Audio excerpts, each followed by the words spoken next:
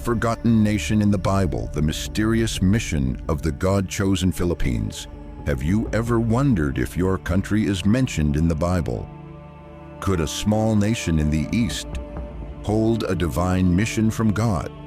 It might sound unbelievable, but what if I told you that a forgotten nation hidden in plain sight could be part of God's grand plan? Imagine a land overflowing with gold, a nation with unshakable faith, and a people chosen to bring God's light to the world. We're talking about the Philippines, but this isn't just about national pride. This is about ancient prophecies, lost civilizations, and a mission that continues to this day. The Bible speaks of islands in the east, glorifying God. It describes Ophir, the legendary land of pure gold, where King Solomon's ships sailed to collect unimaginable wealth. But could these scriptures be pointing to the Philippines? Could this nation, often overlooked in global politics, actually be one of the most important pieces in God's divine puzzle? And if so, why are millions of Filipinos scattered across the world, not just earning a living but unknowingly fulfilling a greater purpose, carrying the gospel to nations where faith is fading?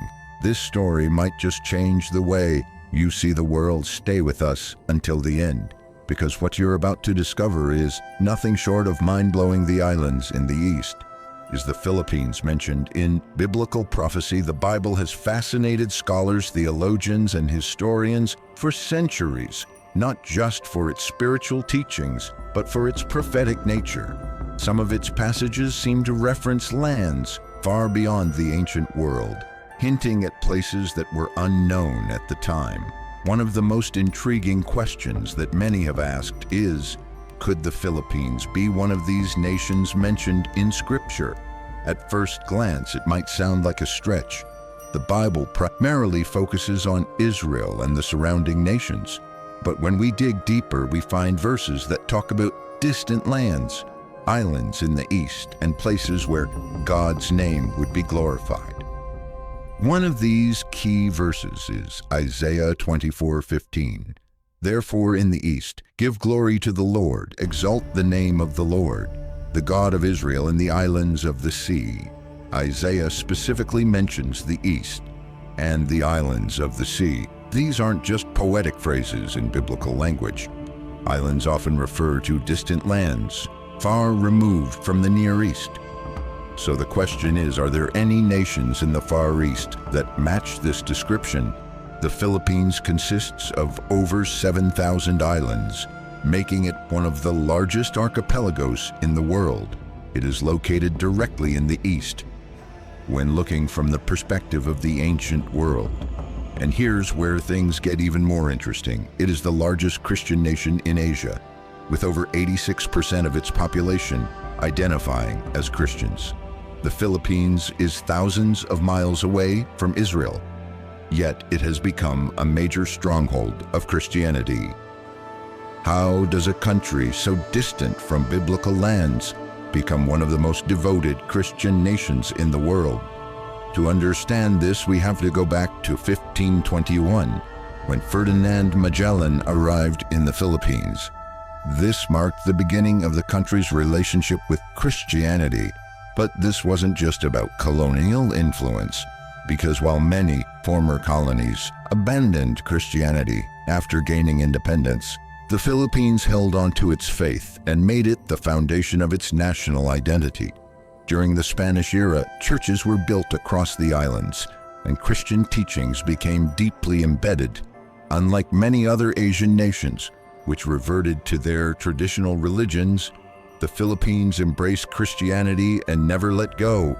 Is that just history playing out, or could it be divine intervention? Here's something fascinating. Millions of Filipinos work abroad, from the Middle East to Europe to the United States, and no matter where they go, they take their faith with them in the United States. Filipinos form some of the largest Christian communities, from Los Angeles to New York in the Middle East, where Christianity is heavily restricted. Filipino workers secretly hold Bible studies, lead church gatherings, and share their faith Despite the risks, they don't just leave home to earn money. They carry their faith with them and spread it to the world. Could it be that this isn't just economic migration, but a form of modern-day missionary work? The Bible speaks about God using the least expected to fulfill his plans, and this brings us back to Isaiah 24:15, a prophecy about islands in the east. Glorifying God. Think about it, the Philippines is an island nation in the east. It's one of the most Christian-dominated nations in the world. Its people carry the gospel to places where it's difficult for traditional missionaries to go. Does this sound like just a coincidence? Let's take another look at Isaiah 24:15. Therefore in the east, give glory to the Lord. Exalt the name of the Lord, the God of Israel, in the islands of the sea. Let's check the boxes. A nation in the east. Yes, the Philippines, a land of islands. Yes, over 7,000 islands. A people glorifying God. Yes, 86% Christians, sending missionaries all over the world. Could it be that God has always had a plan for the Philippines? If you think about the modern world, power is centered around the strongest economies and political superpowers places. Like the US, China, and Europe, these nations control global influence, technology, and military power. But that's not how God works. Throughout the Bible, God chooses the unlikely to fulfill his plans. He didn't pick Egypt, the world's most powerful empire, to lead his people. He picked Moses, a fugitive in the desert. He didn't choose a mighty warrior to defeat Goliath. He chose David, a shepherd boy. And he didn't choose a nation that was already Christian. He chose an island nation in the east to be his light in Asia. So here's the million-dollar question. Was the Philippines chosen by God to play a major role in the global Christian movement? And if so, what's next? If you're watching this, you might be wondering, so what does this mean for me?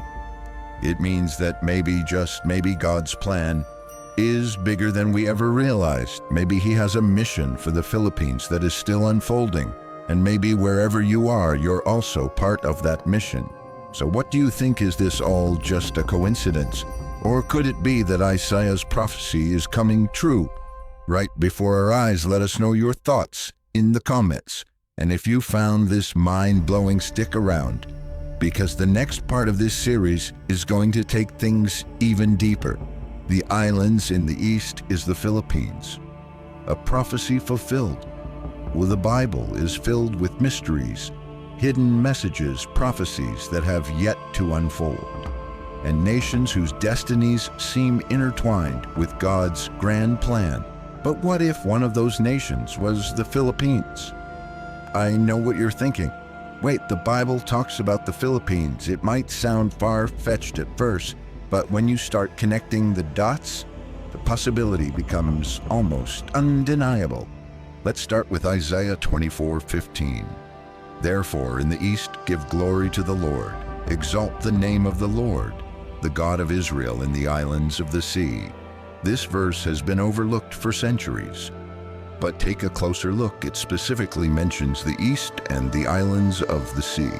If you were an ancient Israelite, hearing this prophecy, you might assume it referred to islands near the Mediterranean or the Arabian Sea. But fast forward to modern geography, and one nation stands out: the Philippines. Think about it. The Philippines is a nation made up of over 7,000 islands, located in the Far East. When viewed from Israel, even more striking, it has one of the strongest Christian populations in the world.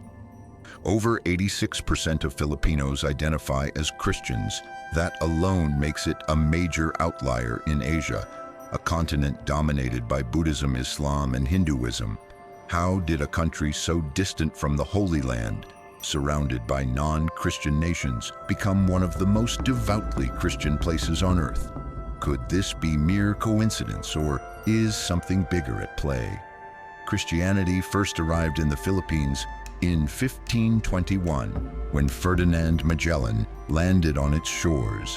But here's where things get interesting. While many colonized nations abandoned the religion of their conquerors after gaining independence, the Philippines embraced Christianity and made it their own. That doesn't happen often. Look at China, Japan, or Vietnam. Despite European influence, they reverted to their traditional beliefs, but the Philippines remained steadfast in its faith. That alone should make you pause. Could it be that God preserved this nation for a reason? Now let's talk about something even more incredible. Millions of Filipinos live and work abroad, scattered across the Middle East, Europe, and the United States. But here's the thing, they don't just bring their labor, they bring their faith in Saudi Arabia and the UAE, where Christianity is heavily restricted. Filipinos hold secret prayer meetings and underground Bible studies in the U.S. They lead churches, ministries, and outreach programs from Los Angeles to New York in Europe. Filipino caregivers and nurses aren't just supporting families, they're spreading the gospel through daily acts of love and service. Doesn't this sound exactly like something God would orchestrate? He doesn't always work through grand, flashy miracles. Sometimes he plants people in places where they are needed the most, and if you're in the U.S. right now, chances are you've met a Filipino who has impacted your life in some way. Maybe a nurse at a hospital, a co-worker, or a friend who introduced you to their faith. Now ask yourself, was that just by chance? Isaiah 24:15 isn't the only verse that hints at this. Look at Isaiah 42. For the islands will wait for his law again. Which islands, which nation of islands has embraced Christianity so deeply? Which nation continues to spread the gospel, even in places where it is persecuted? The more you think about it, the clearer it becomes. The Philippines is fulfilling these prophecies in real time. Now let's zoom out and look at how God works throughout history. If you study the Bible, you'll notice a pattern. He never chooses the obvious candidates. He didn't pick Egypt, the superpower of its time, to carry out his mission. Instead, he chose a group of Hebrew slaves. He didn't pick a mighty warrior to defeat Goliath. He chose a shepherd boy named David. He didn't pick Rome to spread Christianity. At first, he started with a small group of fishermen and tax collectors. So why should it surprise us that he would choose a small island nation in the East to carry his light to the world? God doesn't work the way humans expect. He picks the humble, the overlooked, the underestimated, and he uses them to accomplish great things. And maybe he is doing that with the Philippines. So what does this mean for us? It means that maybe, just maybe, God's plan is bigger than we ever realized. Maybe he has a mission for the Philippines that is still unfolding, and maybe wherever you are, you're also part of that mission. So let me ask you this, do you believe this is all just a coincidence? Or could it be that Isaiah's prophecy is coming true? Right before our eyes, let us know your thoughts in the comments. And if you found this mind-blowing, stick around, because the next part of this series is going to dive even deeper into biblical mysteries that might just change the way you see the world. The mystery of Ophir is the Philippines' Solomon's lost treasure. For centuries, one of the greatest mysteries in biblical history has been the legendary land of Ophir, a place so rich in gold that King Solomon himself sent ships to retrieve its precious treasures, but the location of Ophir remains unknown, lost to history and debated by scholars. Some believe it was in India, Africa, or even South America. But one theory stands out. Could the Philippines be the lost land of gold that Solomon sought in 1 Kings 10:22? The Bible states the king had a fleet of trading ships at sea. Along with the ships of Hiram, once every 3 years, it returned bringing gold, silver, ivory, apes, and peacocks. This verse holds a key clue. Gold from Ophir wasn't just any gold. It was renowned for its purity. Gold has always been a symbol of wealth, power, and divine blessing even today. Just look at Fort Knox in the United States, where America stores billions of dollars worth of gold to back its economic power. Now imagine a place so wealthy and gold that it became legendary in the Bible. That was Ophir. But here's where things get interesting. Many scholars dismiss the idea that Ophir could be in Southeast Asia, but history tells a different story. Long before the Spanish arrived, the Philippines was already known for its vast gold deposits. The indigenous people of Luzon and Mindanao were master goldsmiths, mining gold from rivers and mountains and turning it into intricate jewelry. When Ferdinand Magellan landed in Cebu in 1521, he recorded in his journal that the local people wore gold as part of their daily attire. Even commoners had gold jewelry, something unheard of in most societies at the time. The Spanish were astonished. Gold was everywhere.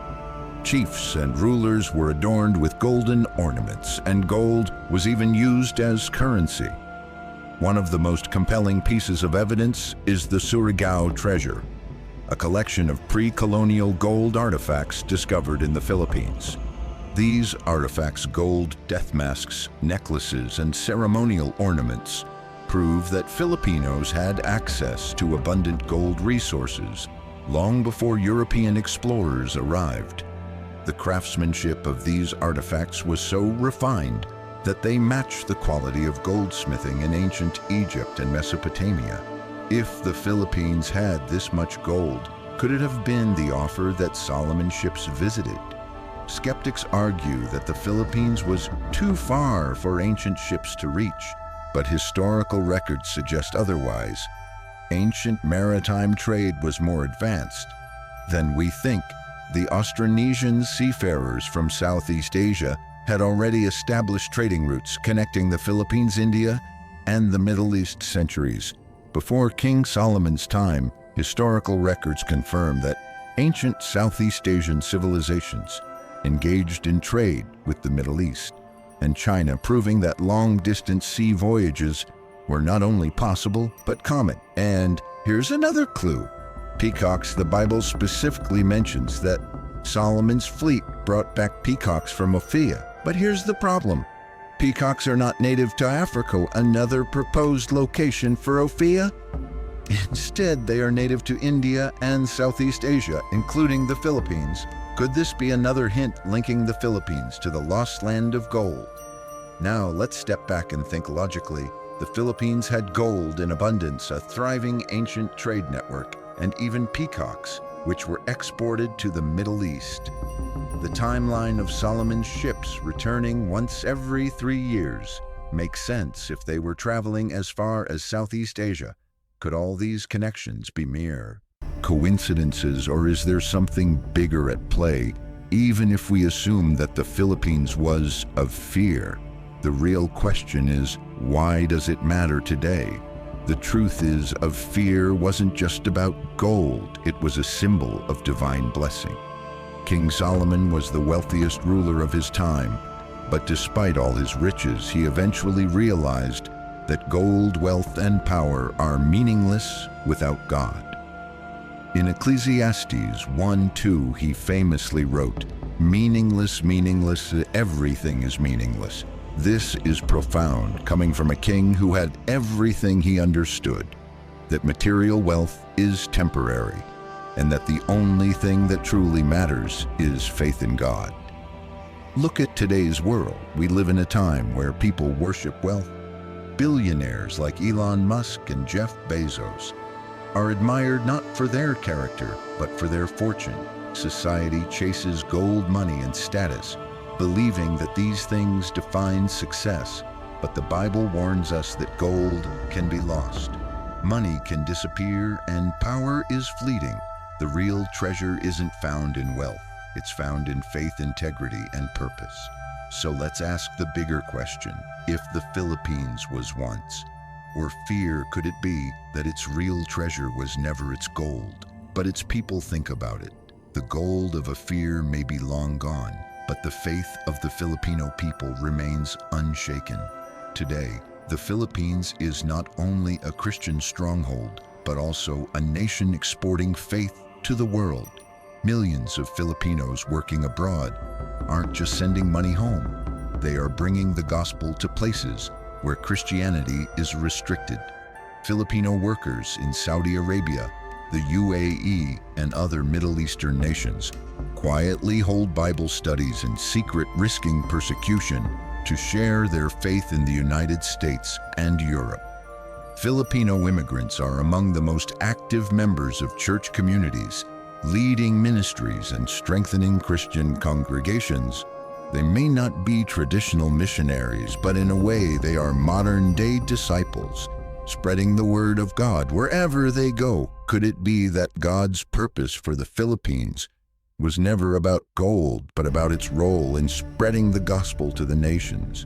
If so, then the Philippines is still fulfilling its divine mission, not as a land of material wealth, but as a nation of faith, resilience, and spiritual strength.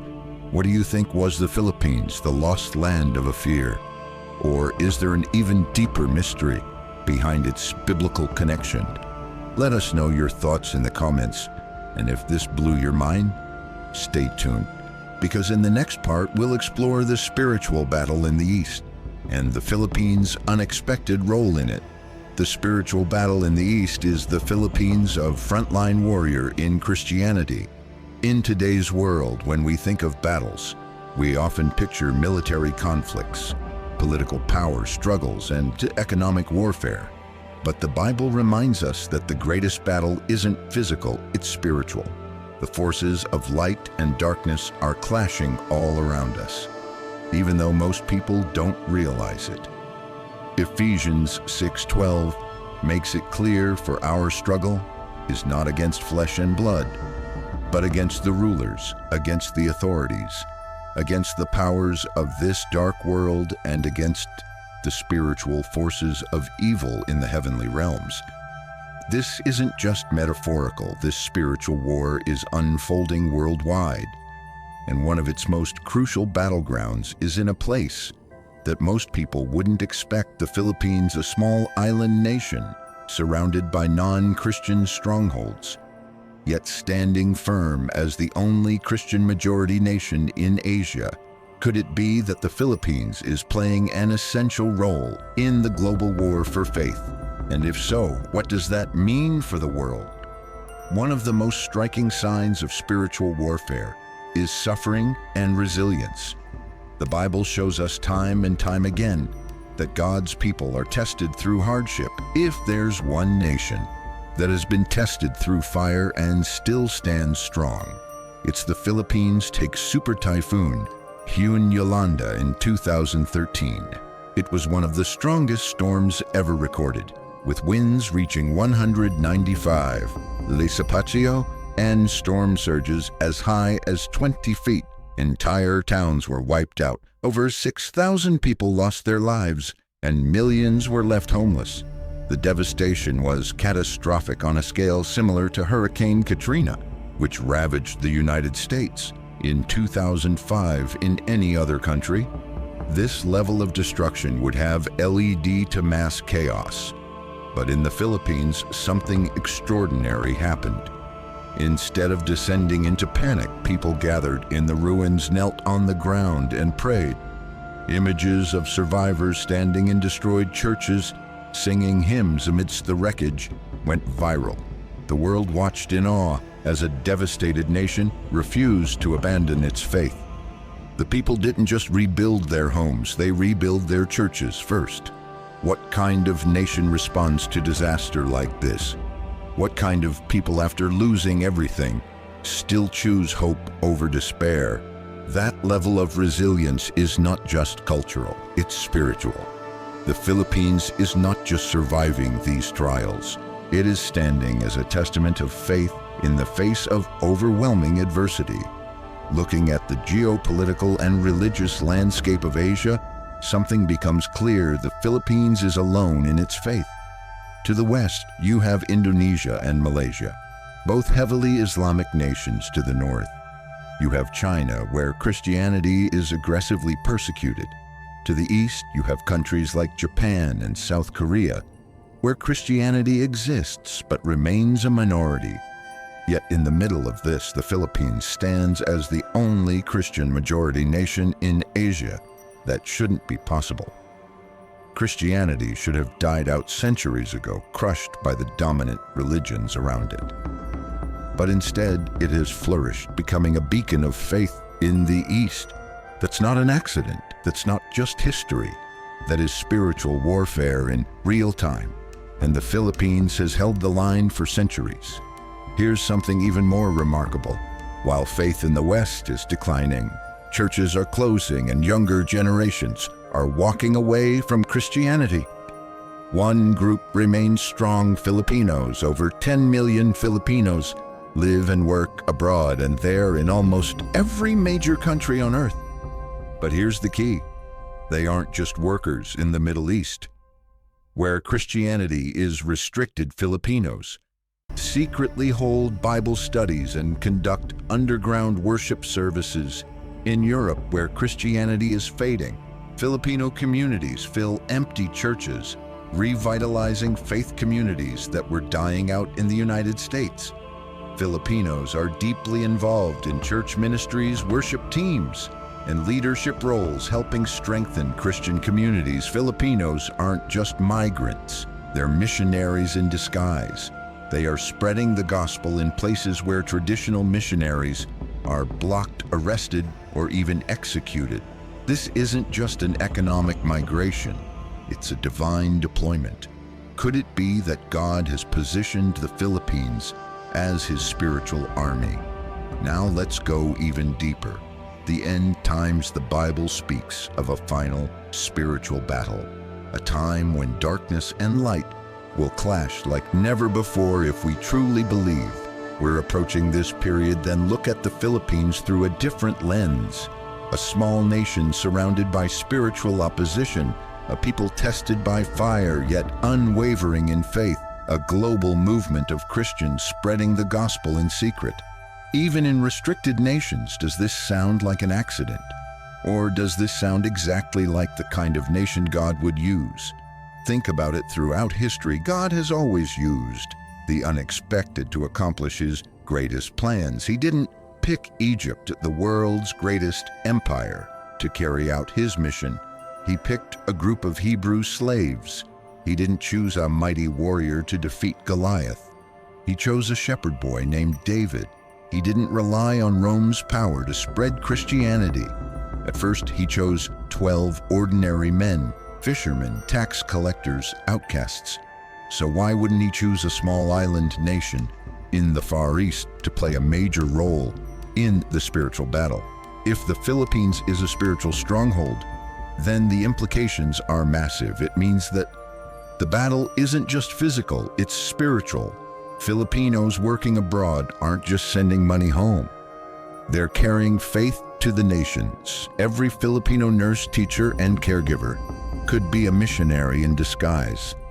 The future of Christianity might depend on nations like the Philippines, as faith declines in the West nations, like the Philippines, are holding the line in the global spiritual battle. If this is true, then what's next? Could it be that the Philippines is meant to rise as one of God's strongest warriors in the last days? And if so, what lessons can the rest of the world learn from them? So what do you think? Is the Philippines truly a key player in the spiritual battle of our time? Could it be that God has been preparing this nation for something greater all along? Drop your thoughts in the comments. And if this shook your perspective, stick around, because the next part of this series will uncover even more biblical mysteries that could change the way you see the world forever. The Philippines' role in God's global mission, a city on a hill throughout history. God has chosen specific nations, individuals, and communities to play crucial roles in his divine plan. Some were great empires, others were small, seemingly insignificant places that ultimately changed the world forever. The question is, could the Philippines be one of them?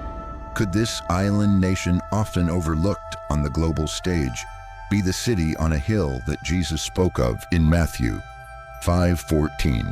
You are the light of the world. A city on a hill cannot be hidden. The idea of a city on a hill is powerful in American history. This phrase was famously used by President Ronald Reagan who describe the U.S. as a beacon of hope and freedom for the world. But what if, in a spiritual sense, the Philippines is playing a similar role in the East? What if this small nation is not just a country, but a mission field, a lighthouse, and a launching pad for God's work? Across the world, when we think about Christian missionary work, we often picture Western evangelists traveling to remote villages in Africa or the Middle East. But in reality, some of the most effective and dedicated missionaries in the world today aren't traditional pastors or evangelists. They're Filipino workers. Over 10 million Filipinos live and work abroad, scattered across over 100 countries. But here's the key. They don't just bring their skills, they bring their faith. Many Filipinos working overseas are active in church ministries, Bible study groups, and charitable missions. They might have left their homeland for economic reasons, but wherever they go, they carry the gospel with them. In the Middle East, where Christianity is often restricted, Filipino workers organize secret prayer meetings, underground worship services, and Bible studies. In the United States, Filipino Americans are one of the most religious ethnic groups, heavily involved in both Catholic and Protestant churches, serving as pastors, choir members, and ministry leaders in Europe, where church attendance is rapidly declining. Filipino immigrants are often the lifeline of struggling Christian communities. Filipinos aren't just migrants, they are missionaries in disguise. They are quietly keeping Christianity alive in places where faith is fading. That's not just a coincidence, that's a global movement orchestrated by God. Christianity is under attack in America. Faith is declining, church attendance has dropped to historic lows, and younger generations are abandoning traditional religion. In Europe, massive cathedrals that once housed thousands of worshipers now stand mostly empty. In the Middle East and parts of Asia, Christians are actively persecuted, imprisoned, and even executed for their beliefs. But here's the twist: while faith is shrinking in the West, it is thriving in the Philippines despite economic struggles, despite natural disasters, despite political instability. Filipinos remain one of the most faith-filled people on earth. Could it be that God is using the Philippines as a fortress of faith, a nation that will help restore Christianity in places where it is dying? Think about this.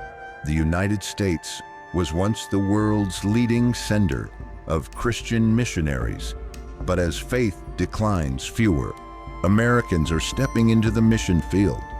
Meanwhile, Filipinos without formal missionary training, without large financial backing, are stepping up. They are bringing faith not through massive crusades or TV evangelism, but through their daily lives, their work, their kindness, and their perseverance. Could the Philippines be a spiritual reinforcement, filling the gap as other nations drift away from God? It's easy to think that a country needs military power, economic dominance, or political influence to change the world, but God doesn't work that way. Throughout history, He has chosen the small, the weak, and the humble to accomplish His greatest missions. He chose Israel, a tiny nation, to bring forth the Messiah.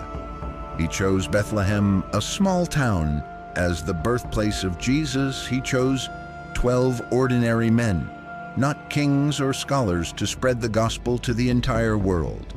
So why wouldn't He choose the Philippines to be a spiritual light in the modern era?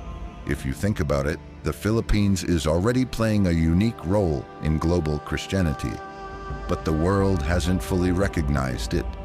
Yet imagine what would happen if every Filipino working abroad embraced their role as missionaries.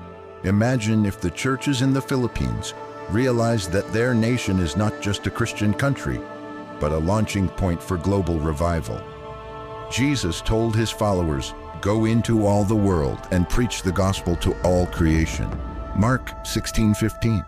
That command wasn't just for pastors, it wasn't just for professional missionaries, it was for everyone. And today, Filipinos are fulfilling this command. without even realizing it. If the Philippines is truly playing a divine role in God's mission, then the question is, what does that mean for you? If you're Filipino, do you see your daily work as part of God's plan? Whether you're a nurse in America, a construction worker in Dubai, or a student in Europe, your presence in that country might not be accidental. God might have placed you there for a reason. If you're not Filipino, what can you learn from their faith in a time where many nations are abandoning Christianity? The Philippines is proof that faith can survive against all odds. Maybe the key to reviving Christianity in the West isn't more theology debates or politics, but a return to simple, genuine faith like the Filipinos have. Are you fulfilling your role in God's mission? The world is changing. The spiritual battle is intensifying. Christianity is declining in some places, but growing stronger in others. The question is, will you be part of the movement? Will you be part of the light? Drop your thoughts in the comments. And if this message resonated with you, stick around because we have even more biblical mysteries to uncover in the next episode.